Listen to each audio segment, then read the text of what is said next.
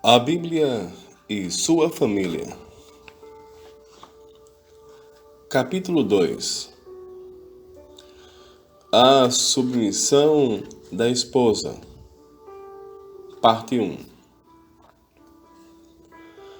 Sujeitando-vos uns aos outros no temor de Cristo, as mulheres sejam submissas ao seu próprio marido como ao Senhor, porque o marido é o cabeça da mulher, como também Cristo é o cabeça da igreja, sendo este mesmo o Salvador do corpo. Como, porém, a igreja está sujeita a Cristo, assim também as mulheres sejam em tudo submissas ao seu marido. Efésios, capítulo 5, versículo 21 a 24. Estamos absolutamente certos de que famílias fortes e biblicamente estruturadas são a base de igrejas igualmente fortes e bíblicas. Como o corpo humano, que precisa de um esqueleto, uma estrutura para manter-se e funcionar, assim a igreja precisa da solidez e da segurança de famílias harmoniosas, coesas e fortes. Isso faz que se perceba a importância e a necessidade de se conhecer os princípios bíblicos para a estruturação de famílias fortes e felizes. Famílias assim não se fazem romanticamente apenas pela fé. Os que pensam que o ser crente e o ir à igreja fazem que o casamento e a família sejam imediatamente abençoados estão absolutamente enganados. Há princípios, regras, normas e orientações sobre o casamento e a família revelados por Deus nas páginas da Escritura Sagrada. Devemos conhecê-los e obedecer a eles, se é que queremos famílias fortes que realmente sirvam para formar a base de uma igreja poderosa para a glória de Deus. Shane Murphy, o famoso psicólogo de atletas, disse certa feita: pensamento positivo de pouco nos adiantará. Atingiremos nossos alvos somente mediante trabalho duro. Não há substituto para o esforço e para a prática. Evidentemente, Murphy não condenou a fé em Deus e declarou que somente resultados importam, mas simplesmente constatou que na vida, no caso dele, a vida esportiva, os bons hábitos que fazem a diferença entre perdedores e ganhadores se adquirem mediante esforço, disciplina e dedicação. Podemos dizer o mesmo acerca do casamento. É importante que conheçamos e obedeçamos a palavra do Criador da família, os princípios que ele estabeleceu para o bom andamento da família. Um desses princípios que já vimos no capítulo anterior é o da espiritualidade. Cremos que esse princípio é extremamente importante para o bom andamento da família. Outro que começaremos a abordar neste capítulo tem a ver com o papel que cada cônjuge desempenha no casamento. Ao estabelecer a família, Deus prescreveu diferentes funções para o homem e para a mulher. Apesar de havê-los criado iguais, Deus distribuiu-lhes deveres e privilégios distintos. Conhecer e assumir os papéis, deveres, privilégios e funções do marido e da mulher, segundo Deus os nomeou, é um princípio de fundamental importância para o sucesso do casamento. Cremos firmemente que a maior parte da infidelidade, dos conflitos e das separações que ocorrem nas famílias é decorrente da confusão que existe sobre o papel do homem e da mulher na família. O machismo deforma o papel do homem, Muitos homens casados não sabem o que é ser másculo, marido e pai. Não basta ter cabelo no peito. A cadela Lessie também tinha. Entretanto, o feminismo radical, por exemplo, também deforma o papel da mulher. Muitas mulheres casadas não sabem ser femininas, esposas nem mães.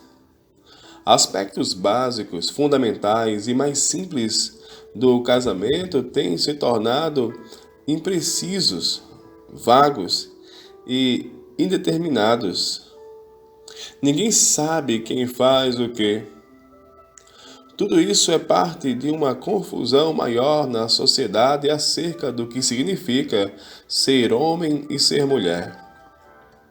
Os ativistas feministas e gays têm procurado convencer a sociedade de que não existe diferença fundamental entre o homem e a mulher.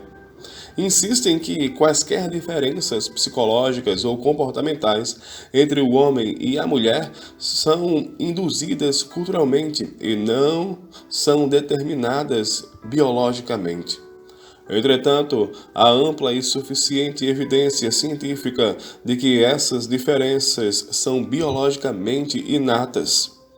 Rapazes serão rapazes e meninas serão meninas, como dizem os estadunidenses. Mas com certeza, os movimentos feminista e gay têm provocado uma confusão generalizada a respeito dos papéis do homem e da mulher em geral, e isso tem atingido também a família. Neste capítulo, começaremos a abordar o ensino bíblico sobre o papel da mulher no casamento. Esse assunto é delicado e polêmico. Não há unanimidade sobre ele, nem entre estudiosos evangélicos. Exploremos aqui nossa compreensão do que seja o ensino de Paulo no texto de Efésios 5, do 21 a 24, e que o apóstolo trata do papel da esposa. Por que as esposas primeiro? A pergunta inicial que devemos fazer é: por que Paulo, quando se dirige ao casal, começa com as esposas? As mulheres sejam submissas ao seu próprio marido como ao Senhor. No mundo de Paulo, o mundo oriental antigo, e em alguns países orientais modernos, as esposas e as mulheres nunca vinham primeiro, sempre depois. Mas, contrariando o costume da época, Paulo começa com as esposas. O motivo, assim nos parece, é o tema da passagem, submissão, conforme está em Efésios 5:21, sujeitando-vos uns aos outros no temor de Cristo. Paulo desenvolve esse tema em 3 partes de relacionamento: esposas e maridos, filhos e pais, servos e senhores. Em cada par, ele trata primeiro dos deveres e responsabilidades dos que estão subordinados e, em seguida, dos que estão em posição de autoridade. Seguindo esse raciocínio, ele começa com as esposas. Do mesmo modo, Paulo dirige-se primeiramente aos filhos, Efésios 6, de 1 a 3, e depois aos pais, 6:4, ao passo que o oposto seria mais natural. O mesmo pode ser dito do tratamento que Paulo dá ao relacionamento social. Ele inicia dirigindo-se aos escravos, 6, 5 a 8, e só depois se dirige aos senhores, 6, 9. Assim também, neste estudo, começaremos pelas esposas.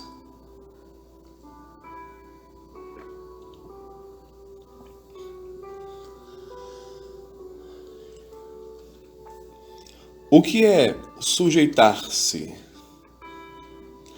A pergunta seguinte é sobre o sentido do verbo submeter-se.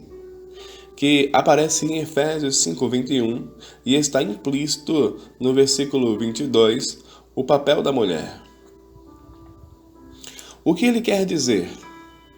Literalmente, na língua original, quando ocorre na voz passiva, significa colocar-se sob autoridade de alguém. Subordinar-se, submeter-se, sujeitar-se, obedecer são traduções legítimas. A ideia de submeter-se obedientemente a uma autoridade está presente todas as vezes em que o verbo ocorre na voz passiva. Esse verbo era usado no contexto militar para expressar a atitude do subordinado ao superior hierárquico. É o mesmo verbo usado para a relação entre servos e senhores, e entre cidadãos e governantes. Paulo usa aqui, bem como em Colossenses 3:18 e Tito 2:5, para expressar a atitude da esposa em relação ao marido.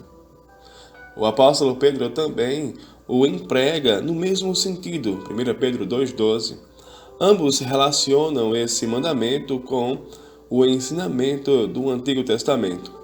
Paulo explica o que ele quer dizer por submissão de três maneiras. Primeiro, por meio de uma analogia. A esposa deve submeter-se ao seu marido da mesma maneira que todos nós nos submetemos ao Senhor Jesus Cristo. Segundo, dando-nos um exemplo, o do relacionamento de Cristo com a Igreja. Terceiro, delimitando a extensão do mandamento ao dizer que a esposa deve submeter-se ao seu marido em tudo. Entenderemos melhor o sentido da submissão atribuída à esposa se virmos Efésios 5 de forma mais ampla. Essa passagem sugere que submeter-se é dar-se incondicionalmente para completar o outro. Envolve sacrificar-se para fazer que o relacionamento com o outro seja saudável. Foi dada ao marido a responsabilidade de guiar a família a Deus, mesmo com o sacrifício de sua vida. O papel da mulher é apoiar, ajudar e sustentar o marido no desempenho dessa missão. O alvo do papel de submissão da esposa, portanto, é muito mais amplo do que simplesmente a aceitação resignada dos valores comportamentais e morais do marido. Apesar de esse ser o conceito bíblico, a ideia de que a esposa deve ser submissa ao marido tem provocado fortes reações na igreja em anos recentes. Alguns intérpretes radicais negam que Paulo tenha sido o autor da carta aos Efésios e a atribuem a um paulinista admirador de Paulo que escreveu usando o nome do apóstolo muito tempo depois de este haver morrido. O falsificador teria uma atitude negativa para com as mulheres.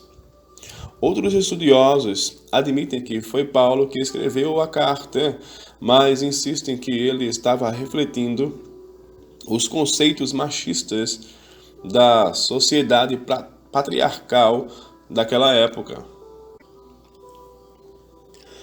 O problema desses tipos de interpretação é que acabam por diminuir a autoridade das Escrituras para nossos dias. Mesmo intérpretes comprometidos com a autoridade das Escrituras têm tentado abrandar o significado do termo. Mas não há como disfarçar o seu sentido óbvio. O termo traz a ideia de que alguém tem uma autoridade à qual é necessário submeter-se. Antes de prosseguirmos, há duas observações que precisam ser feitas aqui. Para não darmos lugar aos que condenam as Escrituras e o cristianismo como responsáveis pela degradação e desumanização da mulher. Primeira, O conceito neotestamentário de submissão a alguém que está em autoridade não implica a inferioridade do que se sujeita, nem a superioridade do que está em autoridade. Trata-se de funções e não de valor pessoal. A autoridade do marido não provém do fato que ele é homem, mas de que Deus lhe deu a tarefa de governar e cuidar da esposa e da família. Compare o conceito cristão com o de Aristóteles em seu livro Política. Assim é naturalmente com o macho e a fêmea. O primeiro é superior, o outro inferior. O macho governa, a fêmea é governada. A mesma regra vale para toda a humanidade. Livro 1, capítulo 5. Note que, para Aristóteles, o homem, por natureza, é superior à mulher e por isso a governa. O conceito bíblico é bastante diferente. Homem e mulher são iguais, embora desempenhem papéis diferentes. A autoridade no conceito bíblico não é uma coisa que uma pessoa tem por razão de força física, poder financeiro ou gênero, mas é sempre algo delegado por Deus. Segunda, a sujeição requerida da esposa nunca é subserviente, cega e absoluta. Não é servidão nem escravidão. Trataremos desse ponto mais adiante, mas desde já precisamos deixar claro que a obediência da mulher cristã, bem como a do homem, é a Deus em última análise.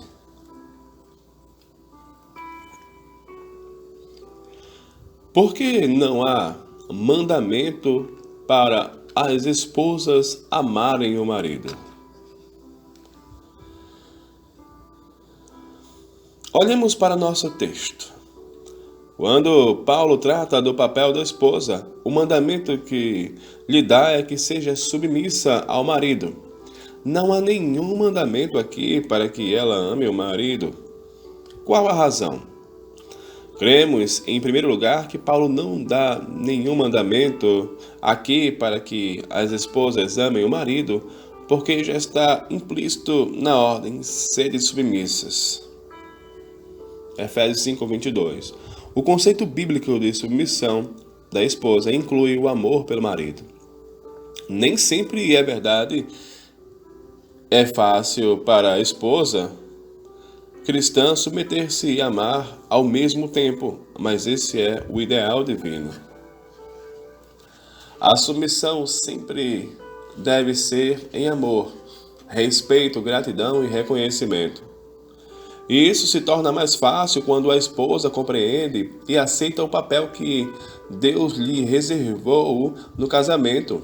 Ao dizer sejam submissas, Paulo também disse: amem seu marido, cuidem dele, preocupem-se com ele, ajudem-no como ajudadoras, idôneas e fiéis, sejam companheiras dele em todos os momentos. Outra razão por que não há esse mandamento é que aqui Paulo não faz uma exposição exaustiva dos deveres de cada cônjuge, mas preocupa-se em destacar os pontos essenciais do papel de cada um, aqueles indispensáveis para que se mantenha a harmonia do casamento. Ele enfatiza as áreas em que cada cônjuge deve concentrar-se. A mulher deve ficar com o olho na submissão e o marido com o olho no amor, para que a harmonia seja mantida. Isso não quer dizer que a esposa não deva amar seu marido, nem que o marido não possa ouvir e aceitar a opinião da esposa e ceder diante da vontade dela. Paulo apenas destaca aquilo que é pertinente a cada cônjuge. Devemos lembrar ainda que, embora não haja um imperativo explícito dirigido às esposas para que amem o marido, a palavra de Deus nos ensina que elas devem aprender a fazê-lo. Quanto às mulheres idosas, semelhantemente, que sejam sérias em seu proceder, não caluniadoras, não escravizadas a muito vinho, sejam mestras do bem, a fim de instruírem as jovens recém-casadas a amarem ao marido e a seus filhos. Tito 2, 3 a 4. Ao que tudo indica, havia nas igrejas apostólicas grupos de mulheres idosas, viúvas, antigas no Evangelho, que tinham, entre outras responsabilidades, a instrução às jovens recém-casadas, especialmente acerca de como amar o marido e os filhos.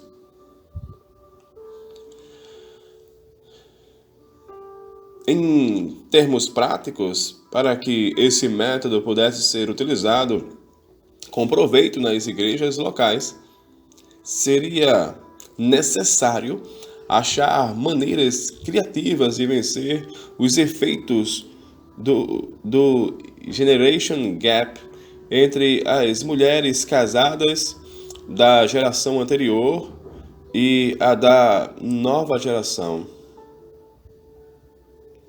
Entretanto, deixando no momento essa questão de lado, podemos perceber que a determinação do apóstolo Paulo é crucial. Ela mostra que a esposa deve aprender a amar o marido.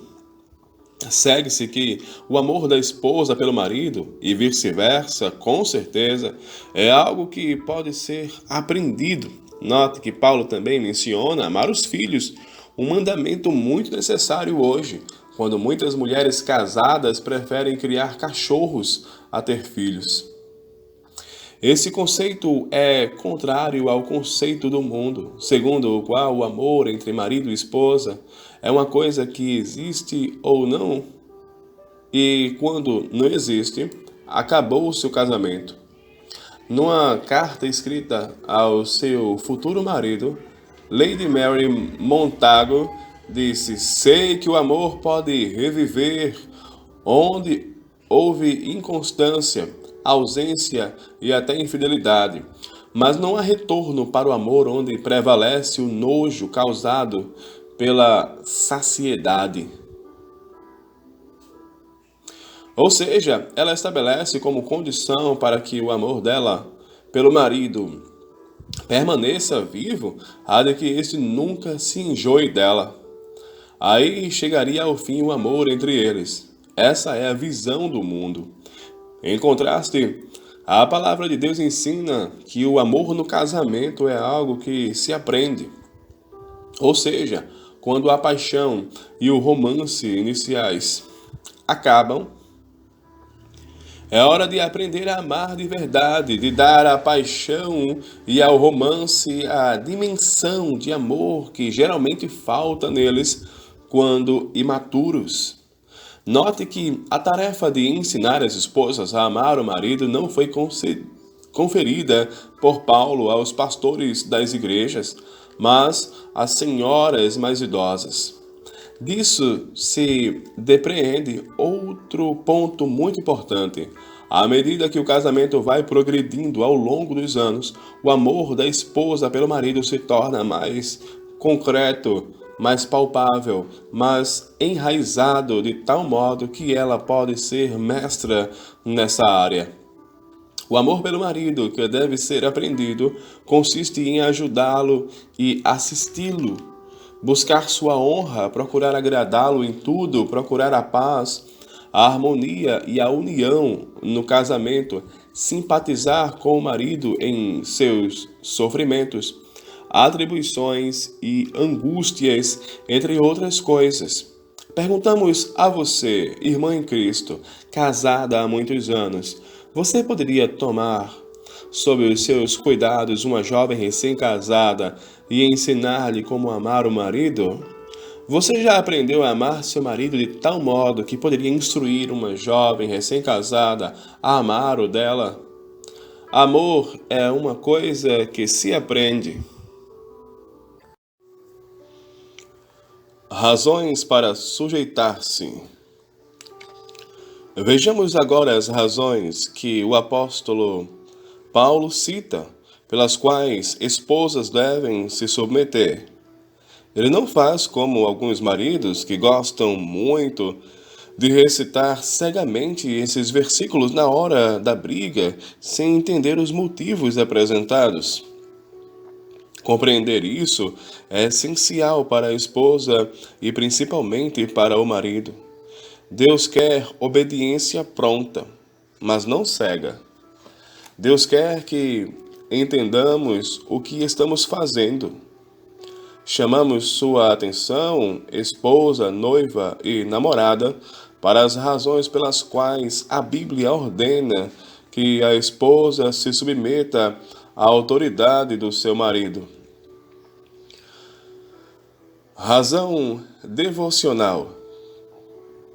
A primeira razão é devocional. Paulo diz que a esposa deve sujeitar-se ao marido como ao Senhor, sujeitando-vos uns aos outros no temor de Cristo. Está claro que é por causa de Cristo que essa determinação há de ser cumprida. O que significa submeter-se ao marido como ao Senhor? Na passagem paralela de Colossenses 3:18, Paulo diz: Esposas, sede submissas ao seu próprio marido, como convém no Senhor. Qual a conveniência dessa submissão? Podemos pensar em várias respostas. Foi o Senhor quem determinou isso e, por amor à reverência a Ele, a esposa deve acatar tais mandamentos. Ou ainda porque o Senhor está sempre presente e a tudo observa, vivemos diante de seus olhos, portanto, a esposa deve submeter-se sinceramente, voluntariamente, de coração disposto. Podemos ainda responder que essa submissão deve ser somente naquelas coisas determinadas e ordenadas pelo Senhor, ou que a autoridade do marido foi delegada por Cristo e, portanto, ao submeter-se a Ele, a esposa está igualmente se submetendo ao Senhor. Pode ser que Paulo tivesse todas essas coisas em mente, mas o que importa no momento é que, por todas essas razões, e todas elas apontam para Cristo, a esposa deve acatar e aceitar a autoridade do marido. Precisamos esclarecer alguns pontos.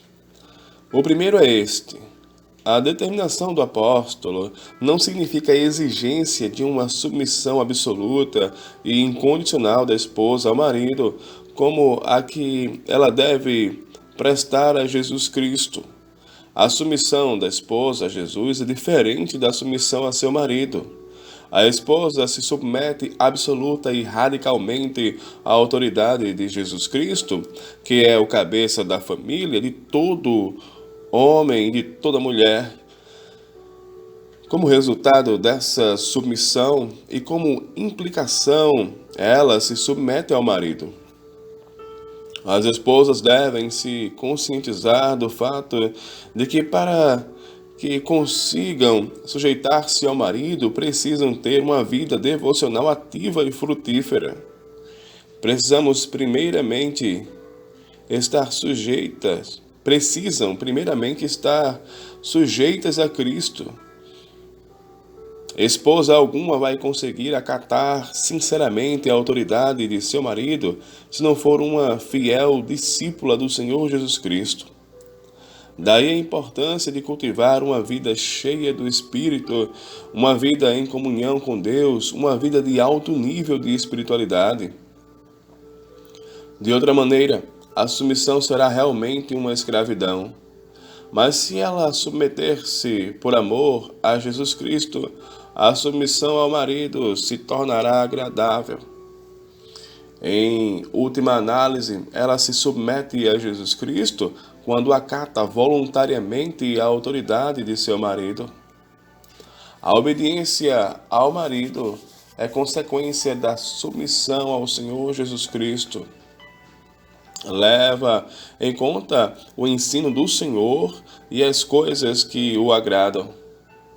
Por temor e amor a Cristo, A esposa se sujeita às autoridades que Deus colocou na sua vida. Isso não quer dizer que ela não possa expor suas opiniões e conversar com seu marido. Ela faz essas coisas sabendo que Deus colocou nas mãos de seu marido a autoridade final para decidir quando não é possível chegar a um acordo. Quando a decisão final é tomada, ela se submete como se submete a Jesus Cristo, por temor, por obediência ao Senhor Jesus Cristo. Infelizmente, alguns maridos interpretam mal as tentativas da esposa de expressar suas opiniões, como se ela quisesse passar por cima de sua autoridade. Muitas esposas preferem recolher-se ao silêncio ou à indiferença para preservar alguma medida de paz no casamento. A submissão aparente delas está longe de ser aquela prescrita por Paulo. Os maridos devem humilhar-se diante de Deus e conversar francamente com a esposa, dando-lhe liberdade para se expressar e também para dizer se sentem à vontade para dizer o que pensam. Muitos maridos, quando tomam essa atitude, têm uma surpresa e descobrem que até mesmo inconscientemente são mais dominadores e machistas do que pensam.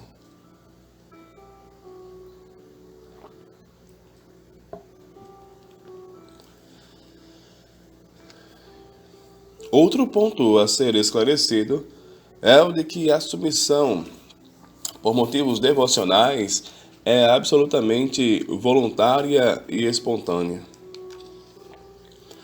O verbo submeter-se traz uma ideia de voluntariedade. É a mulher quem se submete. Nem Paulo, nem nenhum outro escritor bíblico ordenam que o marido submeta a mulher à sua autoridade. A submissão exigida da esposa é voluntária, é consciente. A esposa cristã, por amor e temor a Jesus Cristo, voluntariamente acata a vontade do Salvador em sua vida e aceita os planos dele para o casamento e a família. Ela não se revolta contra a vontade do Senhor, pois seu desejo maior é sempre agradá-lo e glorificá-lo. Nesse sentido, a esposa crente é bastante diferente das que não temem nem amam o Senhor, e essa diferença pode ser a porta para um testemunho evangelístico tremendo. Suas amigas perguntarão: como é que você, uma pessoa inteligente, culta, de visão, submete-se a seu marido? Respeitar ainda vai, mas obedecer e sujeitar-se? Você é diferente de nós. Como você consegue? Então a esposa crente poderá dizer: é por causa do meu Senhor. E daí prosseguir no testemunho do poder e do amor de Cristo em sua vida. A esposa crente é diferente, não é como as demais. Ela ama o Senhor Jesus e é submissa a Ele. E por amor a Ele, submete-se à autoridade que Deus colocou em sua vida, que é o seu marido. Razão teológica. A segunda razão é teológica. Provavelmente seja a razão mais profunda das que o apóstolo oferece nesta passagem. As mulheres sejam submissas ao seu próprio marido como ao Senhor, porque o marido é o cabeça da mulher, como também Cristo é o cabeça da igreja, sendo este mesmo o salvador do corpo. Efésios 5, 22 e 23. Aqui está a razão clara e direta que Paulo apresenta à esposa cristã. Ela deve submeter-se ao marido porque este é seu cabeça. Alguns estudiosos desejam abrandar as implicações do que Paulo diz e interpretam o termo cabeça simplesmente como origem ou derivação. Mas o sentido natural do termo é mesmo autoridade, como se encontra até em muitas obras gregas daquela época. Não temos como disfarçar o peso do que Paulo escreve aqui. Esse texto introduz-nos ao princípio bíblico da ordenação divina para o mundo. Deus, quando criou e estruturou o universo, não o fez caótico, anárquico, sem ordem e confuso. Para organizá-lo, o Senhor usou o princípio de delegar autoridades. Nossos governos são construídos nessa base. A sociedade só pode existir e continuar porque há autoridades com a responsabilidade de governá-la com justiça e segundo o direito. Na própria igreja, há autoridades delegadas para que ela possa caminhar em todas as áreas da vida humana. O princípio de estruturação de Deus é o mesmo. Deus planejou para a sociedade a existência de governantes. Deus planejou para a igreja a existência de governantes. E o plano de Deus para a família obedece o mesmo princípio. A família tem um cabeça, um governante, um líder, que é o marido. Foi assim que Deus estruturou o mundo que criou. A anarquia e a falta de governo não fazem parte do plano original do Criador. É verdade que quando a autoridade legal extrapola suas funções, torna-se a pior forma de opressão que conhecemos. Entretanto, os abusos de autoridade na história e na experiência das pessoas não significam que o princípio deva ser rejeitado. Ele permanece como a maneira sábia pela qual Deus permite certa dose de organização para o funcionamento da sociedade. A própria divindade segue esse princípio hierárquico. Em 1 Coríntios 11, 3, Paulo escreve: Quero, entretanto, que saibais ser Cristo o cabeça de todo o homem, e o homem o cabeça da mulher, e Deus o cabeça de Cristo. Sabemos que Deus Filho é igual a Deus Pai em glória, honra e poder. Isso é o que professamos e cremos. Entretanto, por causa da salvação da humanidade, o Filho voluntariamente se submeteu ao Pai para consumar o plano da redenção. Esvaziou-se de sua glória e encarnou como um homem. Nesse sentido, o filho pode dizer: o pai é maior do que eu. Pai e filho são iguais, porém o pai é o cabeça do filho no que diz respeito ao plano de redenção da humanidade. Esse mesmo princípio opera no casamento. O marido não é superior ou melhor do que a esposa. Intrinsecamente, ambos têm o mesmo valor diante de Deus. É isso que Paulo ensina. Dessarte, não pode haver judeu nem grego, nem escravo nem liberto, nem homem nem mulher, porque todos vós sois um em Cristo Jesus. Gálatas 3:28. Mas quando se trata da ordenação familiar, Paulo acrescenta que a mulher deve se submeter à autoridade do marido, como Cristo se submeteu à autoridade do Pai no plano da salvação. O marido é o cabeça da mulher, como o pai é o cabeça do filho.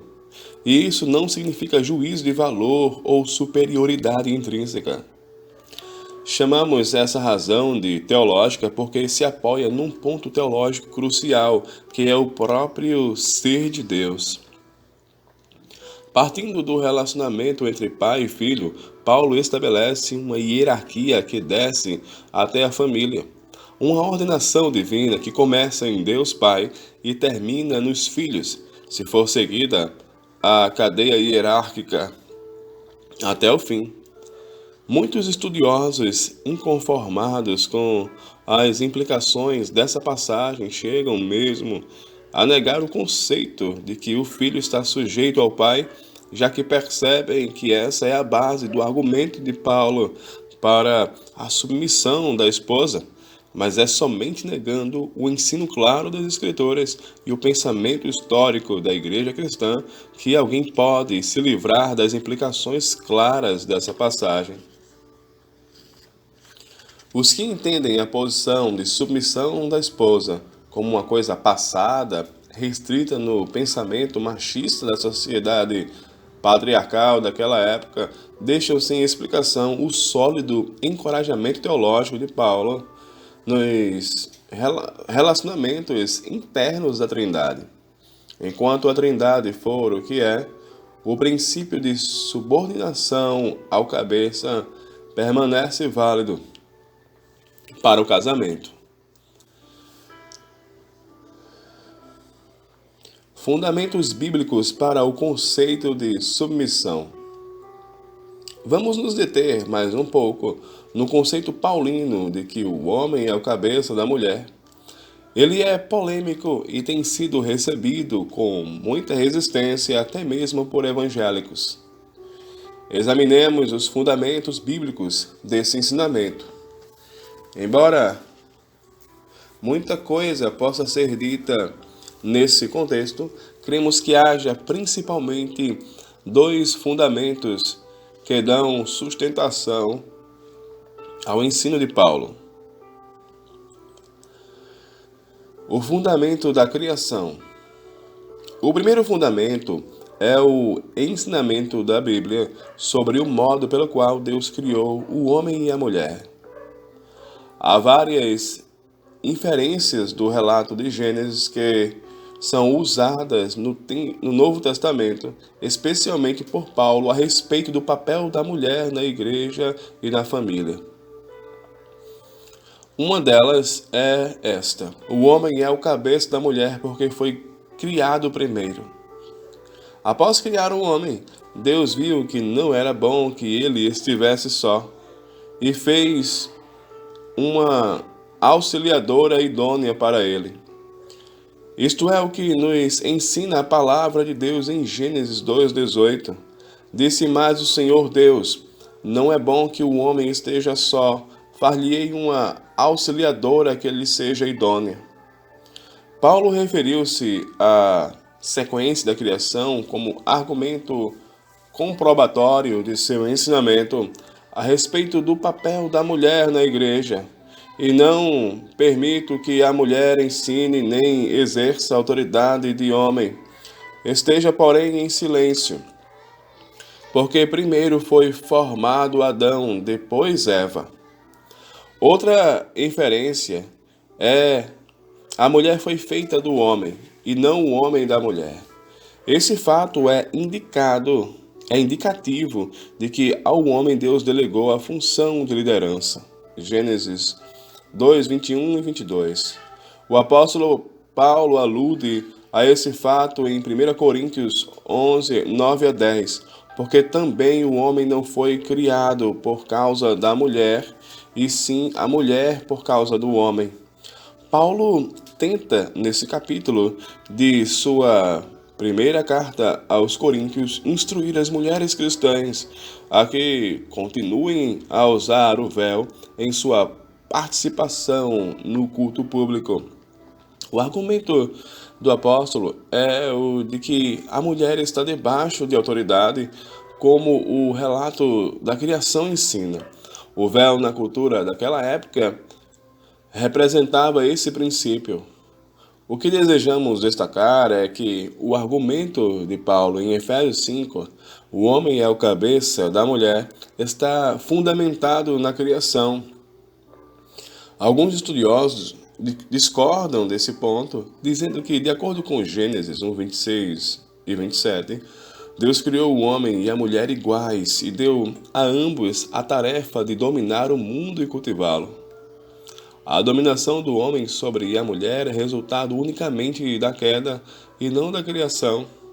Entretanto, devemos ter em mente que Gênesis 1 relata a criação do homem e da mulher em termos gerais, ao passo que em Gênesis 2 há um relato mais detalhado, de acordo com o qual o homem foi criado primeiro e a mulher foi criada dele e para ser-lhe uma ajudadora idônea. É assim que Paulo entende o relato da criação. Alguns inconformados com o ensino de Gênesis 2 rejeitam esse relato com base no argumento de que é secundário, uma fonte que contradiz a de Gênesis 1 e que não deve, portanto, ser aceita.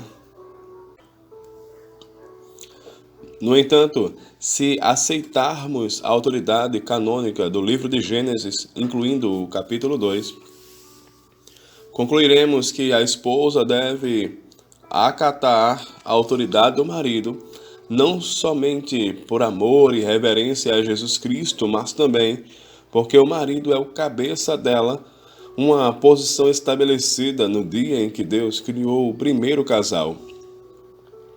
Uma das causas da crise enfrentada pela família em nossos dias é o fato de que a Igreja, após o racionalismo, vem desacreditando o relato da criação, influenciados pelas teorias de cientistas evolucionistas.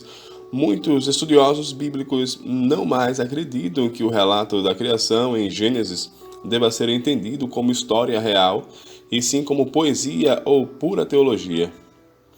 Onde o relato da criação é desacreditado, acaba-se o fundamento bíblico para a posição do marido como cabeça da família. Não é de admirar que o movimento feminista tenha ganhado espaço principalmente em denominações que permitem uma leitura evolucionista do livro de Gênesis. Se isso ocorre na igreja, muito mais no mundo. Não é sem motivo que as famílias hoje no mundo são o que são. Não há nenhuma razão permanente, ideológica e fundada para que a mulher se submeta ao marido. O mundo não acredita na criação. Crê na evolução, que o homem veio do macaco. Crê que o mundo é governado por mudanças que acontecem uma após a outra e submete-se a muitas e diferentes influências ao sabor do acaso. Se não existe um Deus que criou e estabeleceu a família, se o relato da criação é lenda ou mito, qual o argumento, qual a base, qual a razão, qual o fundamento e qual o princípio para que a mulher se submeta inteligentemente ao marido? Nenhum. Sem o relato da criação, resta apenas o argumento da força física. O homem domina a mulher, impondo-se pela força mediante espancamentos, intimidações, agressões e humilhações tão frequentes nos casamentos e relacionamentos da sociedade moderna. Daí a importância de as igrejas evangélicas estarem firmadas na sã doutrina da palavra de Deus. Não poderemos edificar uma igreja para a glória de Deus se abandonarmos a autoridade das Escrituras. O fundamento da queda. O segundo fundamento está fincado no relato da queda. Infelizmente, o homem e a mulher não permaneceram no estado de inocência em que foram criados, mas caíram. Em Gênesis 3, 1 a 6, está narrada a queda do homem. De acordo com ele, foi a mulher quem caiu primeiro. Eva viu o fruto, achou-o aprazível, foi lá, tomou-o, comeu, desobedecendo a Deus, levou-o para o marido e o convenceu a comer também. O marido atendeu a mulher, comeu e caiu também.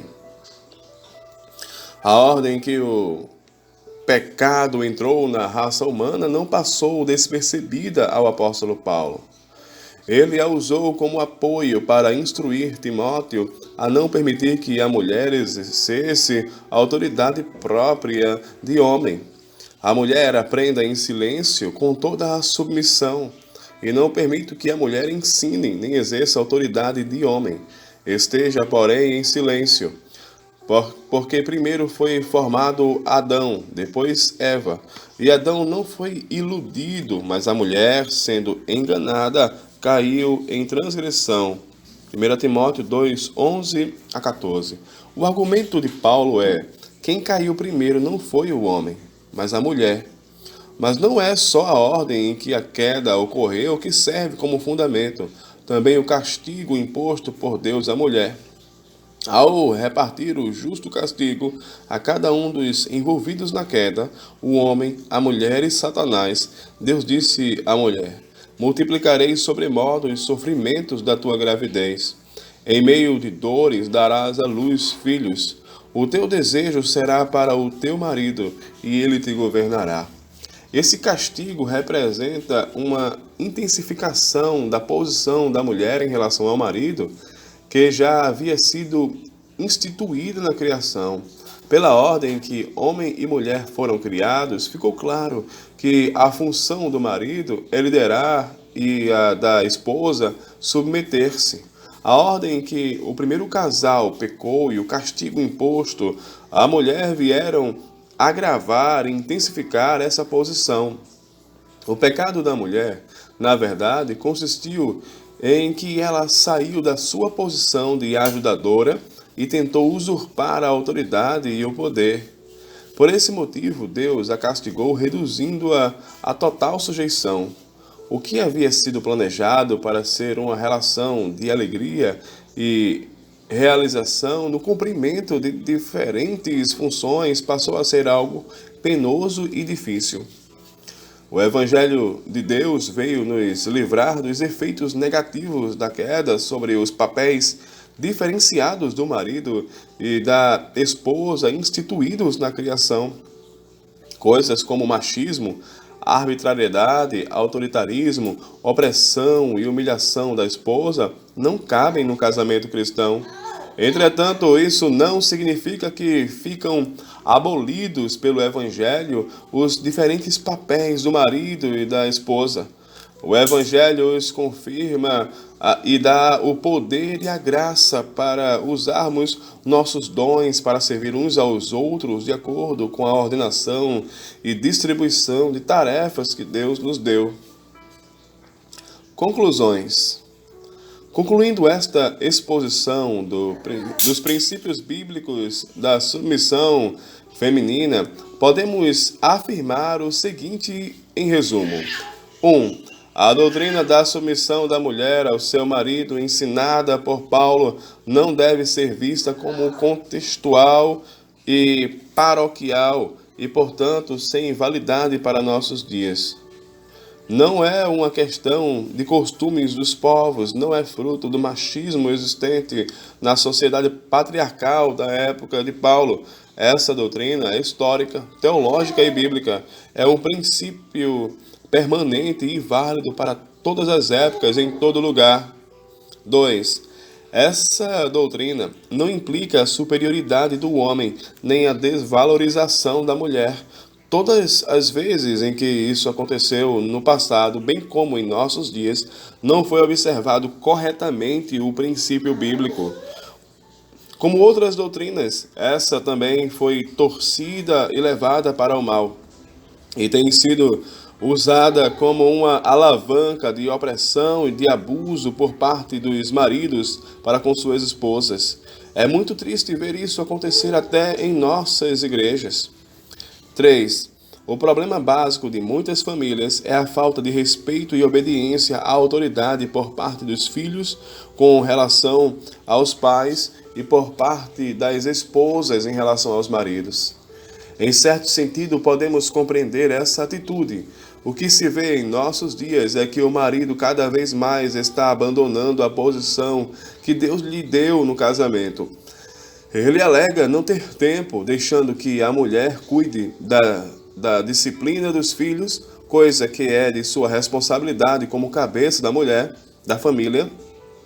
Ele vem abandonando lentamente sua posição de autoridade. já não tem controle, já não orienta o seu lar. Está muito ocupado com os negócios e com outros afazeres. Os filhos vão crescendo sem saber o que é entender a liderança e a autoridade do pai.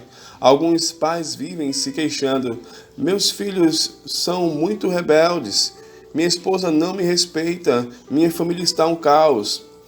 Perguntamos: você exerce o papel de líder que Deus lhe deu? Você assume a sua posição de chefe no lar em amor, como Deus manda, ou com autoridade mundana?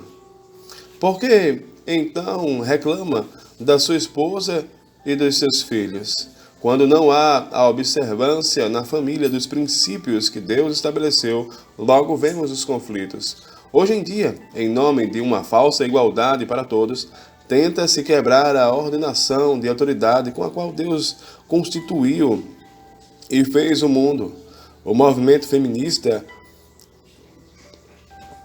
em certo sentido, reivindica algumas coisas boas, porque em alguns lugares a mulher realmente é escravizada, mas vai longe demais quando quer até mesmo jogar por terra a maneira como Deus estruturou a família.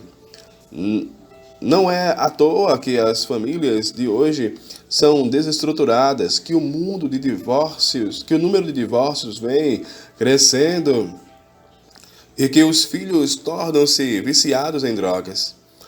Finalmente, uma palavra à esposa cristã. Há uma necessidade profunda de você compreender os fundamentos de sua posição. Você não foi chamada para ser escrava, oprimida, humilhada. Você foi chamada para, como serva de Deus, obedientemente, de maneira cristã, em amor, conscientemente reconhecer e sujeitar-se à autoridade do seu marido. Se você for mais culta do que ele, mais espiritual do que ele, ou qualquer coisa mais do que ele, isso não importa. Ele é a autoridade que Deus colocou em sua vida. Você precisa compreender isso e, em amor, sujeitar-se. Uma palavra também às solteiras, namoradas e noivas. Não se casem com um homem ao qual conscientemente não possam prometer submissão voluntária. É preferível encerrar hoje esse relacionamento. Não vá em frente, você vai fazer de sua vida, da vida dele e também da dos seus filhos um inferno. Case-se com um homem ao qual você possa voluntariamente sujeitar-se. A sujeição ao marido, nos termos bíblicos, é um dos fundamentos do casamento e da família. Sem ela, a vida do casal e da família será pervertida.